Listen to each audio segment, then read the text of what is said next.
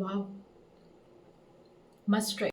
அட கேக் பண்ணுறது இவ்வளோ ஈஸியா அப்படின்னு சொல்லிட்டு இந்த வீடியோ நீங்கள் பாருங்கள். அதுக்கப்புறம் நீங்கள் சொல்லுவீங்க. ஆக்சுவலாக ஒரு கேக் பண்ணுறதுக்கு நார்மலாக ஒரு மைக்ரோவேவ் வேணும், ஒரு ஓடிஜி வேணும்.